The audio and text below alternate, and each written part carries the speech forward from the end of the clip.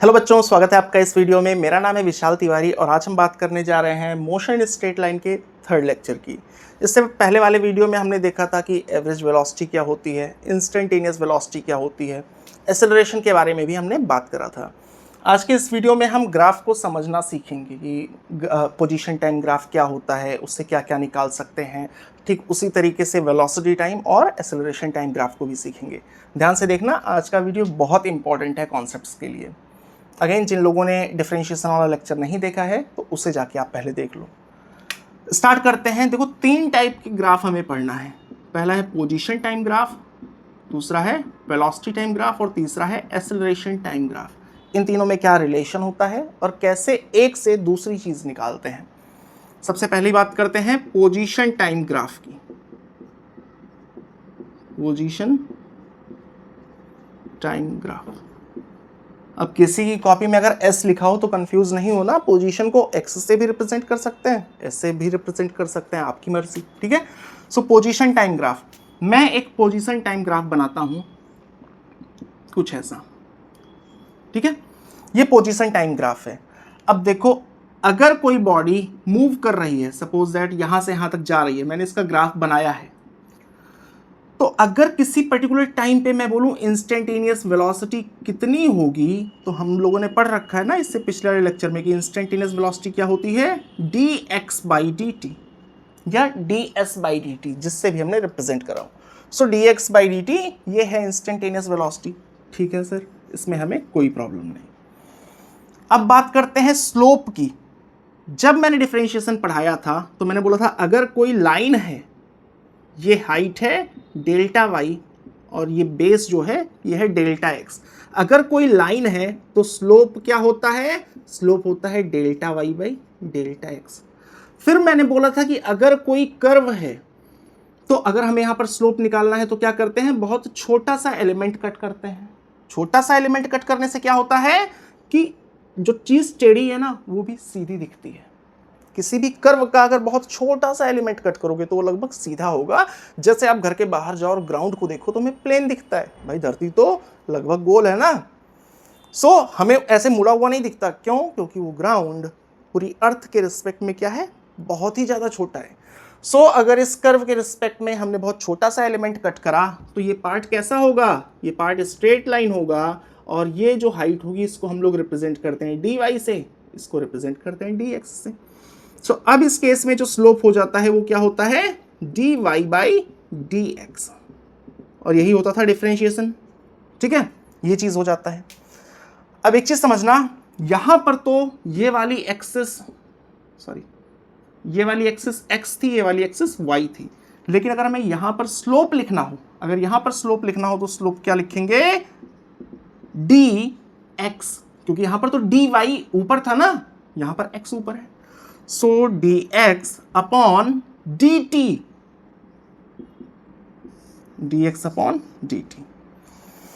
ये आ गया स्लोप। अब देखो आप, इंस्टेंटेनियस वेलोसिटी भी dx/dt है, स्लोप भी dx/dt है, यानी हमें समझ में आ रहा है कि पोजीशन टाइम ग्राफ का जो स्लोप होता है वो क्या रिप्रेजेंट करता है, इंस्टेंटेनियस वेलोसिटी को। सो यहां पर आप कॉपी कर लेना, slope of position time graph, ये क्या होता है, instantaneous velocity. Position time graph का जो स्लोप होता है वो होता है इंस्टेंटेनियस वेलोसिटी। ठीक है, बहुत इंपॉर्टेंट है, ध्यान रखना। बात करते हैं वेलोसिटी टाइम ग्राफ की। अब जिनको ये समझ में आ गया उनको फिर अगला पार्ट भी समझ में आ जाएगा वेलोसिटी टाइम ग्राफ का भी। जिनको नहीं समझ में आएगा वो बताना कि ऐसी कौन सी कमी मैंने कर दी कि आपको समझ में नहीं आया। ठीक है, तो उसको भी सुधारने की कोशिश करेंगे। सेकेंड है वेलोसिटी टाइम ग्राफ।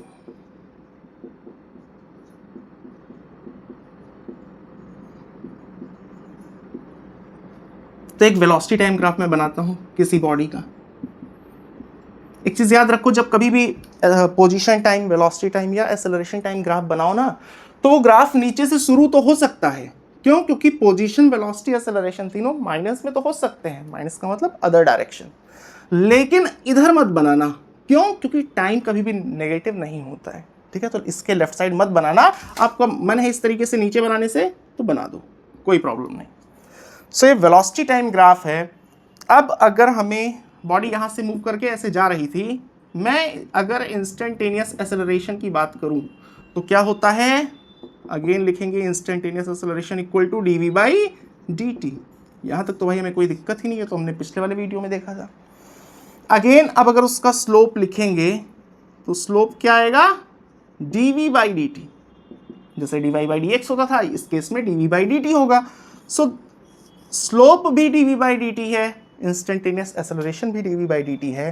तो इन दोनों इक्वेशन से क्या हम कह सकते हैं कि slope of velocity time graph, slope of velocity time graph ये क्या रिप्रेजेंट करता है, ये रिप्रेजेंट करता है एक्सेलरेशन। ठीक है, अब कुछ चीजें समझने की कोशिश करते हैं जिससे आपका कॉन्सेप्ट थोड़ा क्लियर हो। दो कंक्लूजन मैंने यहां पर बताए।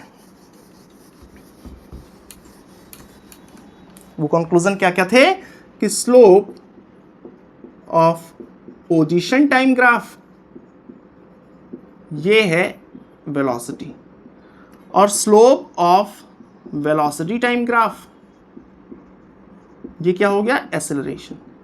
अब मैं आपको एक पोजीशन टाइम ग्राफ बना के दिखाता हूं।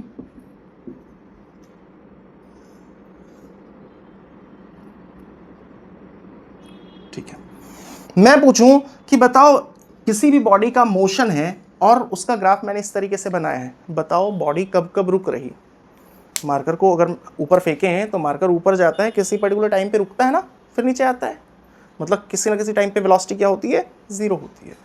इस केस में बात करें कि बताओ वेलोसिटी कहाँ कहाँ जीरो हुई है, तो कैसे बताएंगे, हमें समझ आता है कि भाई वेलोसिटी पूछ रहा है कि कहाँ जीरो हुई है, मतलब इंस्टेंटेनियस वेलोसिटी क्या होता है, slope of position time graph. तो स्लोप जहाँ जीरो होगा वहां पर इंस्टेंटेनियस वेलोसिटी जीरो होगी। स्लोप कहाँ जीरो हो रहा है, हमको तो भाई सिर्फ दो जगह दिख रहा है, कहां पर, पहली जगह तो ये है, दूसरी जगह ये।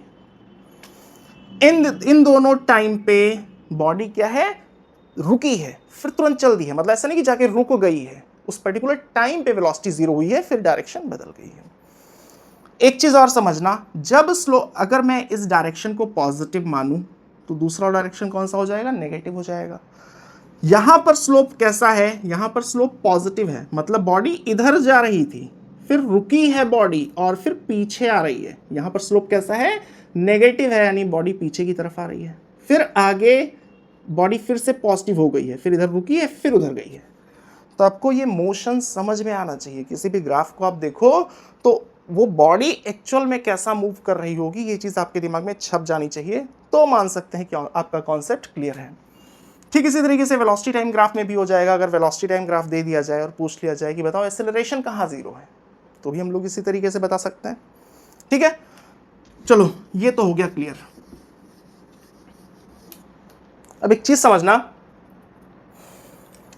तीन चीजें हमने पढ़ी हैं, position, velocity, acceleration. Differentiation and integration हमने पहले पढ़ रखा है। तो हमने देखा कि पोजीशन को जब डिफरेंशिएट करते हैं तो क्या मिलता है, वेलोसिटी। अरे भाई जब dx बाई dt करते हैं तो इंस्टेंटेनियस वेलोसिटी ही मिलता है ना। और जब वेलोसिटी को डिफरेंशिएट करते हैं तो क्या मिलता है, एक्सेलरेशन। अब डिफरेंशिएशन का दुश्मन कौन है, डिफरेंशिएशन का दुश्मन या अपोजिट इंटीग्रेशन होता है। अगर कोई चीज़ को हमने डिफरेंशिएट करा है फिर इंटीग्रेट कर दें तो वापस से हमें वही चीज़ मिल जाती है। ये चीज़ हमने इंटीग्रेशन में पढ़ रखा है।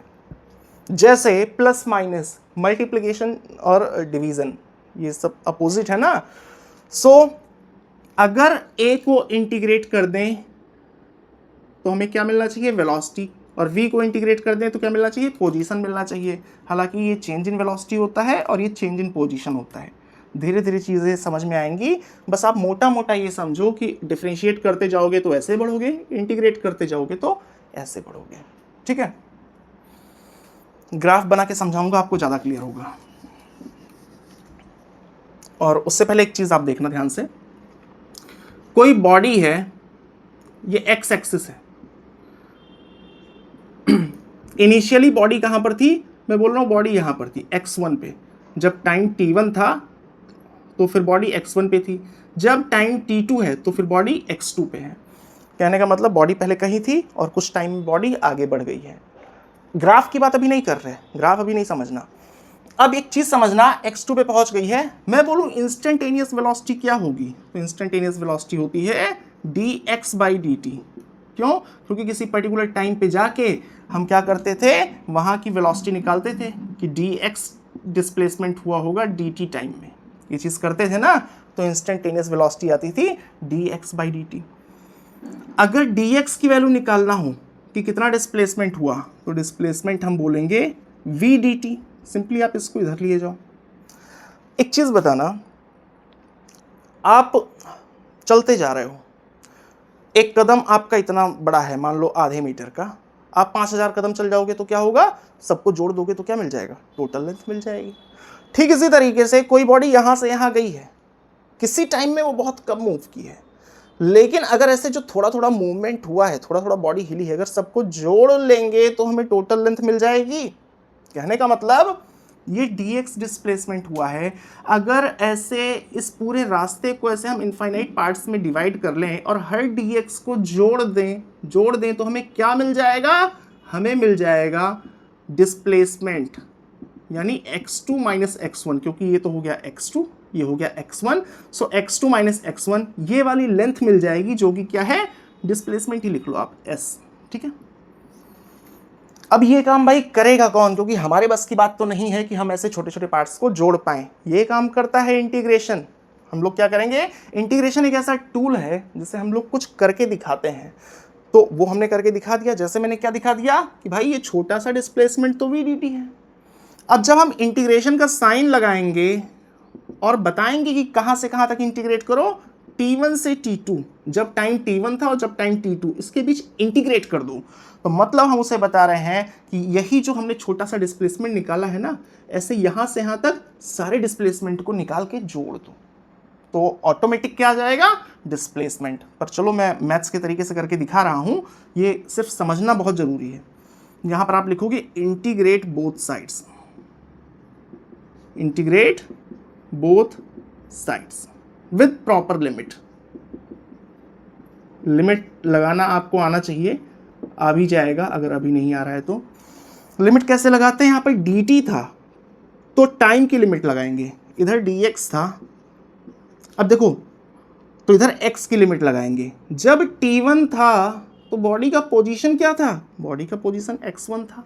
जब t2 है तो बॉडी का पोजीशन क्या हो जाएगा, सॉरी, जब t2 है तो बॉडी का पोजीशन x2 हो जाएगा। अब अगर dx को सॉल्व करें हम लोग, सो ये आ गया x, x1 से x2, राइट साइड को आप ऐसे ही रखो, सॉल्व नहीं करना इसे, ये आ गया x2 minus x1 equal to x2 minus x1 equal to integration of v dt t1 से t2। अब x2 माइनस x1 क्या है, x2 माइनस x1 है डिस्प्लेसमेंट, उसको मैं x से रिप्रेजेंट कर, s से रिप्रेजेंट कर दे रहा हूं, डेल्टा x से भी कर सकते हैं, कोई दिक्कत नहीं। So s equal to integration t1 से t2 v dt। इस एक्सप्रेशन को आप ध्यान रखना, ठीक है। अभी तक हमने इसके ग्राफ की बात तो नहीं करी थी, इसके ग्राफ की भी बात करते हैं। अगर मैं इसका ग्राफ बनाऊं तो किस तरीके से बनेगा, कौन सा ग्राफ मैं बनाने जा रहा हूं, वेलोसिटी टाइम ग्राफ बनाने जा रहा हूं। तो देखो, जब टाइम t1 है, मैं मान ले रहा हूं ऐसा कोई ग्राफ बन रहा है, टाइम t1 है और टाइम t2 है। अब आप ये सब भूल जाओ, जब मैंने इंटीग्रेशन पढ़ाया था और एरिया निकालने का बताया था, तो फिर मैंने क्या बोला था कि यहां से t डिस्टेंस पे जाओ। जब t डिस्टेंस पे आप जाओगे तो आपको ये हाइट कितनी मिलेगी, हाइट मिलेगी v। t डिस्टेंस पे गए हो तो हाइट मिली है v। अगर t में बहुत छोटा सा चेंज करें, t में चेंज ना के बराबर करें, तो फिर जो अगली वैल्यू मिलेगी v की, वो लगभग सेम ही रहेगी, v में भी लगभग कोई चेंज नहीं आएगा। हालांकि आपको दिख रहा होगा कि भाई ये राइट साइड वाली वेलोसिटी थोड़ी ज़्यादा है, पर आप ऐसे समझना कि दोनों लाइंस सटी हुई हैं, लगभग सटी हुई हैं। ये तो मैंने आपको दिखाने के लिए इस तरीके से बनाया है कि सही से दिखाई पड़े। तो सबसे पहले हम t लेंथ पे गए और वहाँ पर हमें जो हाइट मिल रही है वो मिल रही है v। बहुत छोटे से एलिमेंट के लिए ये जो v होगा ना, ये लगभग बराबर होगा। तो जब बराबर होगा तो ये लगभग एक रेक्टेंगल बन गया। इस रेक्टेंगल का एरिया क्या होगा, हमको पता है ना कि रेक्टेंगल का एरिया तो लेंथ इंटू ब्रेथ होता है, ठीक है। इस एरिया को मैं रिप्रेजेंट कर ले रहा हूं DA से। सो DA से रिप्रेजेंट कर लिया। इसका जो एरिया होगा वो लेंथ इंटू ब्रेथ। ये वाली लेंथ कितनी है, ये वाली लेंथ है DT। So length into breadth यानी VDT। अब देखो हमें चाहिए ये पूरा एरिया। तो अगर यहां से यहां तक ऐसी इनफाइनाइट स्ट्रिप्स बनेंगी, बहुत सारी स्ट्रिप्स बनेंगी, और अगर हर एक स्ट्रिप के एरिया को निकाल कर उसका एरिया जोड़ दिया जाए तो हमें क्या मिल जाएगा, पूरे का पूरा एरिया मिल जाएगा, ठीक है। ये काम करेगा कौन, अगेन इंटीग्रेशन करेगा ये काम। तो क्या करेंगे, इंटीग्रेट कर देंगे विद प्रॉपर लिमिट। मैं लिख नहीं रहा हूं, वो आप लिख लेना। सो VDT, यहाँ पर टाइम की लिमिट्स लगेंगी। सो टाइम क्या है, T1 से T2। इधर मैं लिमिट नहीं लगा रहा हूँ। अब हमें ये चीज़ तो समझ आ गई ना कि इंटीग्रेशन क्या कर रहा है, हर एक स्ट्रिप के एरिया को निकाल के जोड़ दे रहा है। जोड़ दे रहा है तो क्या निकल आएगा, ये एरिया निकल आएगा। T1 से T2 VDT। आप दोनों को देखो, डिस्प्लेसमेंट क्या आ रहा है, डिस्प्लेसमेंट जो भी आ रहा है एरिया भी वही आ रहा है। यानी कि यहां से कंक्लूजन आप लिख लेना, area under VT curve equal to displacement या चेंज इन पोजीशन, दोनों ही सही है। चेंज इन पोजीशन को ही हम लोग क्या बोलते हैं, डिस्प्लेसमेंट बोलते हैं। Area under velocity time curve, ये बहुत ही ज़्यादा इंपॉर्टेंट है, ठीक है। सॉरी स्टार बना रहा था, गड़बड़ हो गया। Area under velocity time graph, जो वेलोसिटी टाइम ग्राफ अगर दिया है और आप उसका एरिया निकाल रहे हो तो वो ऑलवेज क्या रिप्रेजेंट करेगा, डिस्प्लेसमेंट को रिप्रेजेंट करेगा। अब ये समझ आ गया तो अगला भी समझ आ जाएगा। इस पर एक आपको छोटा सा न्यूमेरिकल भी बता देता हूं। जैसे एक वेलोसिटी टाइम ग्राफ दे दिया जाए इस तरीके से, वेलोसिटी टाइम ग्राफ है, सपोज दैट ये है 10, ये है 4, ये है 6, और पूछा जाए कि 6 सेकेंड बाद डिस्प्लेसमेंट क्या होगा। ये किसी बॉडी का मोशन है, स्टार्ट में जब t इक्वल टू 0 है तो बॉडी कहीं पर तो रही होगी। 6 सेकेंड बाद कितना डिस्प्लेसमेंट हुआ है, तो हमें ये चीज़ समझ में आएगी कि इसका एरिया कितना हो जाएगा, 10 4 ज़ा 40 हो जाएगा, और इसका एरिया कितना हो जाएगा, हाफ, ये बेस 2 आ गया इंटू हाइट, सो इसका एरिया आ जाएगा 10। सो 40 और इसका एरिया 10 कितना हो गया, 50। और एक चीज़ ध्यान रखना, ऊपर वाले एरिया को पॉजिटिव लेंगे तो नीचे वाले एरिया को नेगेटिव लेंगे, ठीक है। सो प्लस 50 आ रहा है, यानी अगर मोशन के स्टार्ट में बॉडी यहां कहीं पे थी तो 6 सेकेंड बाद बॉडी कितना डिस्प्लेस हो चुकी रहेगी, 50 मीटर। ये क्या आ गया, डिस्प्लेसमेंट। सो एरिया को देख के आप डिस्प्लेसमेंट बता सकते हो। अगर एक्सेलरेशन की बात करें, बोले बताओ तीसरे सेकंड एक्सेलरेशन कितना है, तो हम बोलेंगे कि भाई एक्सेलरेशन पूछ रहा है तो क्या देखो, स्लोप देखो, क्योंकि वेलोसिटी टाइम ग्राफ का जो स्लोप होता है, इधर जा रहा है वेलोसिटी टाइम ग्राफ से इधर, हमने पढ़ा था ना। तो वेलोसिटी से एक्सेलरेशन निकालना है, क्या देखो, स्लोप देखो। तो वेलोसिटी टाइम ग्राफ का यहाँ पर अगर आप स्लोप देखो तो 0 है, मतलब कोई एक्सेलरेशन नहीं है, वेलोसिटी कांस्टेंट है। चलो लास्ट ग्राफ हमने नहीं पढ़ा है, एक्सेलरेशन टाइम ग्राफ, उसको भी पढ़ लेते हैं।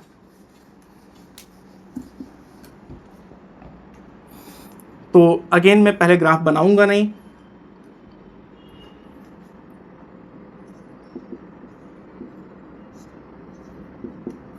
A equal to dv by dt। कोई बॉडी है जो t1 टाइम पे वेलोसिटी कितनी थी, v1 थी, और t2 टाइम पे वेलोसिटी कितनी है, v2 है। वेलोसिटी चेंज हो रही है। अब वेलोसिटी चेंज हो रही है मतलब एक्सेलरेशन होगा, वेलोसिटी बदल रही है, तो हर टाइम पे वेलोसिटी कुछ ना कुछ तो बदल ही रही होगी। तो बहुत छोटा सा वेलोसिटी में जो चेंज हुआ, मान लो यहाँ पर वेलोसिटी में जो चेंज हुआ वो हुआ है dv, कितने टाइम में, dt। तो यहाँ का एक्सेलरेशन कितना होगा, ये हमें पता है, instantaneous acceleration equal to dv by dt। इस dv की वैल्यू कितनी होगी, हम लिखेंगे dv equal to a dt। एक चीज़ याद रखना कि जब इतना स्मॉल सा एलिमेंट लेते हैं ना तो उसके लिए एक्सेलरेशन क्या होता है, कांस्टेंट होता है, क्योंकि वेलोसिटी बदल तो रही है बट अगर बहुत कम टाइम के लिए देखेंगे तो बहुत कम टाइम के लिए एक्सेलरेशन कांस्टेंट होगा। सो dv बाई dt। अब अगर यहां पर वेलोसिटी जो चेंज हुई dv वो तो हमें पता चल गया। मान लो वेलोसिटी आपकी 20 मीटर पर सेकंड से 100 मीटर पर सेकंड पहुंच जा रही है, ये मैं समझाने के लिए बता रहा हूं। 20 से 100 पहुंच गई, हर टाइम कुछ ना कुछ चेंज हो रहा है। एक जगह के चेंज को मैंने लिख दिया, अगर ऐसे सारे चेंजेस को जोड़ लें तो टोटल चेंज निकल आएगा, ठीक है। तो वो काम कौन करेगा, ये काम हम तो नहीं कर सकते, तो इसीलिए हम फिर से क्या करेंगे, इंटीग्रेट करेंगे, इंटीग्रेट बोथ साइड्स। मैं थोड़ा शॉर्ट में करूंगा क्योंकि इससे पहले मैं बता चुका हूं। Integrate both sides with proper limit.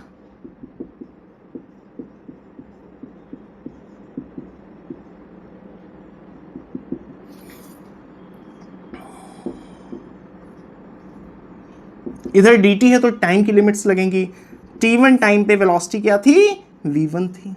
याद रखना, इसी तरीके से करना, अगर इधर t1 लिखे हो तो t1 टाइम पे वेलोसिटी v1, t2 टाइम पे वेलोसिटी v2।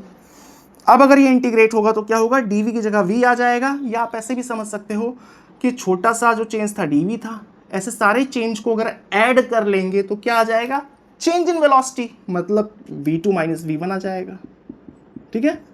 और सॉल्व भी करेंगे तो भी वही आएगा, v ये बड़ा वाला ब्रैकेट लगेगा, v1 से v2, राइट साइड में आप इसको ऐसे ही रख दो, सॉल्व हमें नहीं करना। सो ये आ गया v2 minus v1 equal to integration t1 से t2 a dt। v2 minus v1 का मतलब क्या हो गया, डेल्टा v, इंटीग्रेशन t1 से t2 a dt। इस एक्सप्रेशन को आप ध्यान रखना हो गया फर्स्ट। अब इसके ग्राफ की बात करते हैं, एक्सेलरेशन टाइम ग्राफ में बनाता हूं।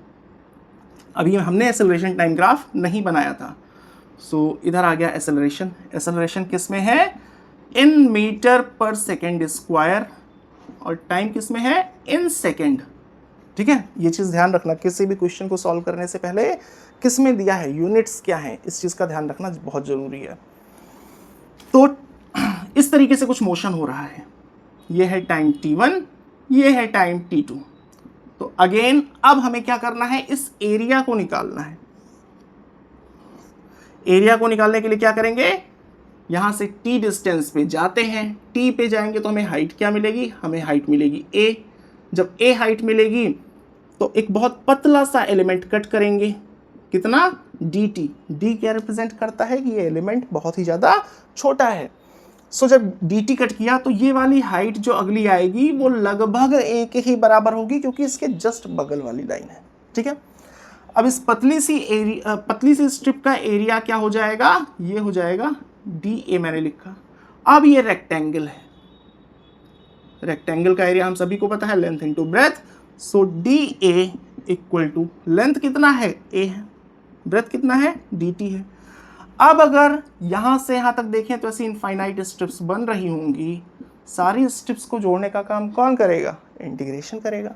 सो इंटीग्रेट कर देंगे इसे हम लोग। So da equal to integration a dt। Proper limit लगाएंगे, क्योंकि इंटीग्रेशन को ऐसे कैसे पता चलेगा कि कहां से कहां तक करना है। हम इसे बताएंगे कि भाई ये काम तुम्हें t1 से t2 तक करना है।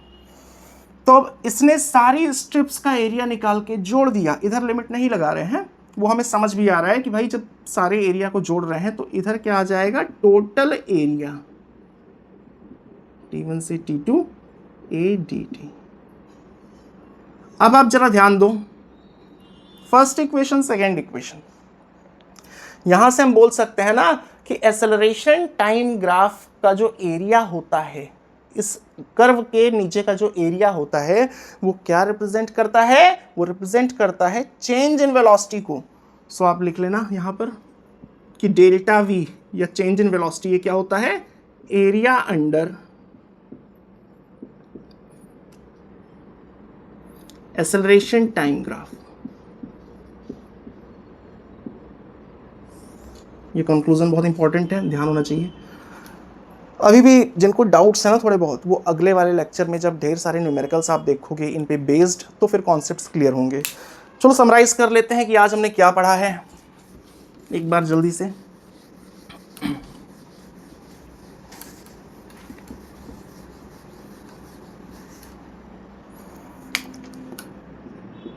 हमने पढ़ा है कि पोजीशन टाइम ग्राफ दे दिया है तो जो इसका स्लोप होगा वो क्या रिप्रेजेंट करेगा, वेलोसिटी रिप्रेजेंट करेगा।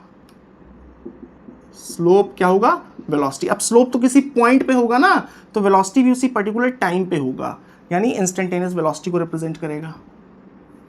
इसी तरीके से वेलोसिटी टाइम ग्राफ का अगर स्लोप दे दिया गया है तो क्या रिप्रेजेंट करेगा, इंस्टेंटेनियस एक्सेलरेशन का। जिस भी पॉइंट का स्लोप निकाल रहे हैं उस पॉइंट का instantaneous acceleration.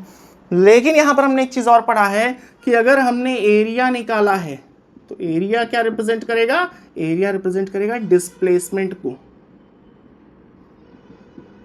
Area under velocity time graph, या डेल्टा एक्स भी लिख सकते हो। एक्सेलरेशन टाइम ग्राफ की बात करें तो एक्सेलरेशन टाइम ग्राफ का जो एरिया होता है वो क्या रिप्रेजेंट करता है, वो रिप्रेजेंट करता है चेंज इन वेलोसिटी को। सो आप शॉर्ट में यहां पर कुछ कंक्लूजन को कॉपी कर लो। Slope of position time graph ये क्या रिप्रेजेंट करेगा, वेलोसिटी को रिप्रेजेंट करेगा। बार बार कोई ये नहीं पूछेगा सर एवरेज वेलोसिटी के इंस्टेंटेनियस, इतने तो समझदार हो ही चुके हैं ना भाई। स्लोप किसी जगह पे निकलेगा तो जिस टाइम का स्लोप निकाल रहे हैं, जिस टाइम पे, उसी टाइम की वेलोसिटी, मतलब instantaneous velocity. Slope of position time graph, sorry velocity time graph, ये क्या हो जाएगा, acceleration. Area of, area under velocity time graph equal to delta X. Delta X मतलब चेंज इन पोजीशन, या आप सीधे से डिस्प्लेसमेंट भी लिख लो।